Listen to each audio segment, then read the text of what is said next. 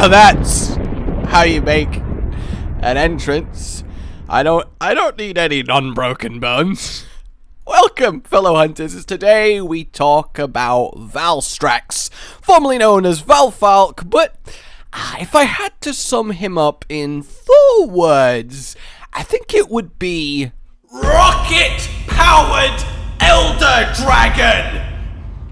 Oh yes, he is a sight to behold. Hawk-like in nature, sheathed in silver scales, iridescent, radiant, glistening in the sunlight high above the clouds, where he has no care for mere mortal problems below. For he holds loftier ideals, making his home upon the highest peaks at the highest reaches in every corner of the Monster Hunter world. He is the Sky Comet Dragon, initially thought to be naught but myth. They turned out to be the source of the flittering comets caressing the skyline at all corners of the world, gentle as a lover's touch, but up close, a burning inferno of dragon energy. Careening across the horizon, a blood-red omen. This is Valstrax, known as the silver wing of the evil star. He has no time for your shit. He then is the flagship of Monster Hunter Double Cross and Generations Ultimate, which we are finally getting very soon. So you're going to become very intimate with this guy and the fresh hole where your chest used to be, courtesy of his blade wings. But we'll get to that shortly. Jesus, Valstrax, stay in the video! I'm sorry. So then, he on the surface is quite the simple design, especially for an elder. He's essentially gotta go fast the dragon. But how he achieves this, how he is evolved to make speed his weapon, is absolutely fascinating. Firstly, he is very much bird of prey-like. He is very raptor in nature. The head shaped like a beak, the hunting style, dive bombing from above at obscene speeds, crashing into the prey, whether it be beneath the waves or upon dry land, with such force that they don't even have time to go, huh? Before they already realize that they're dead. Or I guess, more accurately, don't realize. Essentially, imagine if you combined a peregrine falcon with a rocket. That's your basic Valstrax. And for reference, the peregrine falcon, the fastest creature on the planet, Valstrax looks at that and goes, that's adorable. Well, I'm trying my best, man. Look at me, I'm tiny. I go pretty quick. Shut up! Poor Peregrine. So, at absolute minimum, Valstrax can travel, are you ready for this, at Mach 1. 720 miles per hour, 320 meters per second. So, to put that in some sort of tangible terms, in the time it takes an average human to blink, Valstrax would have already completed a 100-meter sprint. Yeah, imagine fighting this guy! What are hunters? Well, actually, hunters are quite special themselves. I could do a whole lot of video on that if you want, but yeah, fighting this guy is an interesting prospect. He's still not as quick as modern fighter planes, but he's not far off. How is he doing it? Well, Valstrax's entire body is essentially a living jet engine. You know, the enemy of capes everywhere, and it's actually achieved in quite the fascinating manner. So, in a jet engine, the TLDR is air goes in, gets pressurized, mixed with fuel, ignited, Alright, you with me? Cool. So, I do suggest you look up exactly how it works, because it's a really ingenious system. In fact, talking to the Peregrine Falcon, the design of its nose, how it prevents itself from having its lung collapse at that level of traveling speed, is so efficient that its design was adapted into jet engines, which is really freaking cool. And in fact, that is why Valstrax himself doesn't open his mouth to achieve this level of air intake, because if he did, outside of killing aerodynamics, well, he'd be in danger of, his lungs collapsing. So, where does he get this air from? His entire chest acts as a huge air vent. So while flying through the air, air is rushing past and being brought into it, compressed down, sent to his wings, mixed with his dragon element, which acts as, in this case, the rocket fuel, and yeah? Alright, you see, it really is quite elegant, a design that is almost believable. Now, it's definitely on the less realistic side of the monster spectrum, but it at least does function naturally. So his wings then, or I guess I should say sticky spiky bits, because they're not really wings. Valstrax looked at other flying monsters and went, that looks inefficient. Like, there's a lot of flapping going on. They're not even going very, it looks exhausting. Can we do something different? And his wings were like, and then and now we have some incredibly nichely evolved appendages. Essentially, they act as two tridents with a tube leading down into his body at the base of each point. This is the tube that the compressed air and dragon element mix get blasted out of at, quite frankly, unreasonable speeds. Like it's too much. And this is then how he controls where his dragon propulsion system is facing, the direction of travel. Now, this isn't just for monumental momentum, it's also for clever combat. You see, these wings can reconfigure into a myriad of different shapes. They are very multifaceted, able to slide one over the other, lock in place, and form an incredibly long-range plunging spear with the strength and sharpness to penetrate rock. He can also reverse the direction of his wings, so the jets are facing forward thanks to the swiveling aspect of what are essentially the stalks they're mounted on coming out of his back, fire little controlled bursts of his air dragon mix to act as snaking missiles launched at foes, exploding upon impact, which, can I just say, is so cool! It's just one of the coolest things, right, Vegeta? Oh my god, he's so goddamn cool! And he has, well, essentially all of his attacks come from his wings. He jets at you, and he has various slam combinations with them. He has better fine wing control than Gore Magala, who has literally fucking hands on his wings. It is incredibly impressive. But the cincher here is his body itself, a specialized organ producing thunderous amounts of dragon element to power, well, his whole thing. When enraged, he somewhat loses control of it a little bit, and it excessively pumps out the stuff. His chest vent, his wings, even his silvery crown start just overflowing, venting dragon element, adding dragon blight to all of his attacks. He lights up in furious rage. And in this mode, his wings get even more deadly, their range extending, their speed quickened. But not only able to change into different shapes, his wings are quite literally stretchy, they're malleable. They have to be. If they were too rigid, the force getting blasted through them would likely tear them. So they have to be able to expand a little bit with a tiny little bit of give to allow for the pressure and power pumping within. This means that he has surprising range of motion, and it really catches people off guard. He can do little blasts to do some acrobatic jumps off the ground, slam downs. He's a very physical fighter. He wants to brawl. He's not a huge fan of ranged attacks, but actually fighting him is a joy. You can feel the pace.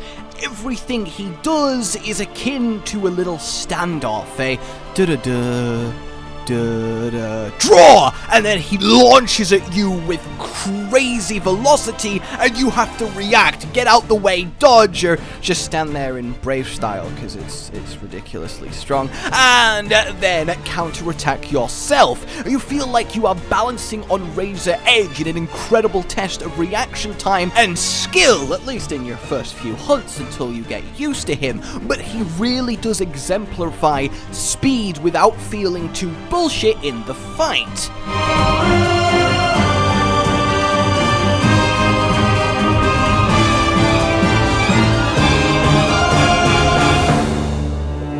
Does have a signature attack, as Elder Dragons do, and it is one of the most impressive yet simultaneously over-the-top moves in the entirety of the game. Valstrax's Round the World, where he becomes the Red Comet once more and aims to convert you into a little bit of red paste smeared across the ground in one fell swoop. So, what happens? Well, he goes, you know what, I've had enough of this, and then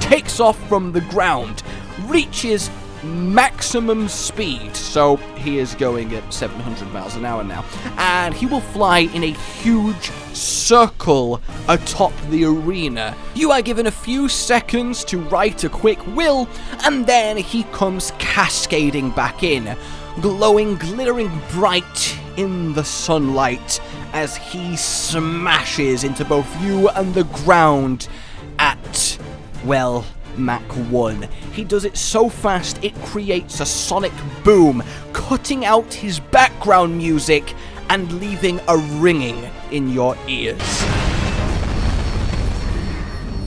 Now, admittedly, okay, if we examine what's actually happening here, he is throwing himself at the hunter and the ground at 300 meters a second, which is fast. It's quite quick. It's speedy, and it should, in theory, immediately kill him. It should immediately kill the hunter too, not just do a crap ton of damage. Like, this is insanity. The speed at which he decelerates and accelerates on taking off and landing from this should force all the blood in his body to compress at one end, robbing his brain and other, very important organs of their functionality.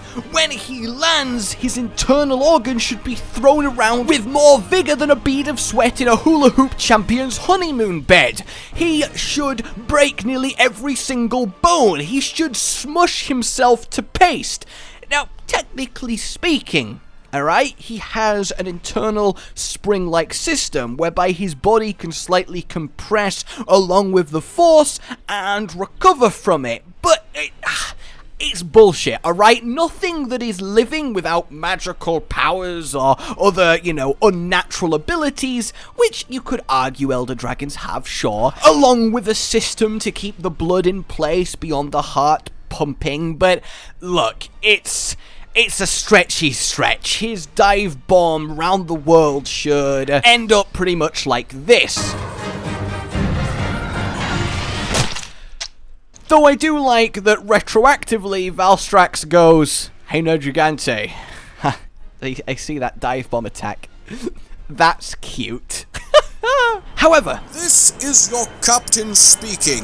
I hope you are all enjoying your flight on Elder Dragon Airlines. If you'd like to look to your left, you will now see a description of Valstrax's personality. So Valstrax is actually quite the calm dragon. He is very chill. If he feels threatened, if you're pushing on his territory, if you've climbed up the insanely high mountain to get to him, you committed bastard you, then he'll be like, dude, that's a bit stalkery, and, he'll rip your throat out. But for the most part, he's chill. He'd be an Elder Dragon in world that just observes you before you strike the first blow. He's very much a loner, and that makes sense. He very rarely comes down to well, our level. He likes to spend his time incredibly high above the clouds, hunting primarily out of the sea. Why the guild knows so little about him. You just can't get hold of one of them to just research it. They are mysterious creatures at best.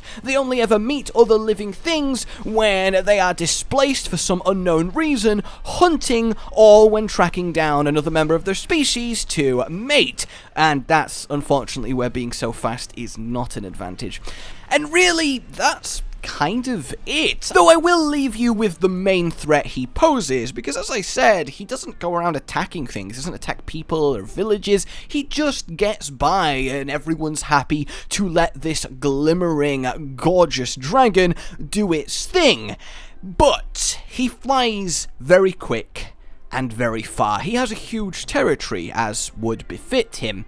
But he's not super aware of the world around him. He's locked in place, his wings in their aerodynamic form, blasting out the dragon, his body rigid, the air forming a pocket round him as it gives him lift. Again, he's very good at being designed for high speeds. But one thing he does lose is the awareness of anything short of something mountain-sized while flying, which means frequently a Valstrax will crash into and through other monsters, instantly killing them, and, you know, more alarming to the guild, Hunter airships, absolutely decimating them purely by accident. Valstrax is like, oh, did I hit so, no, I think it was fine.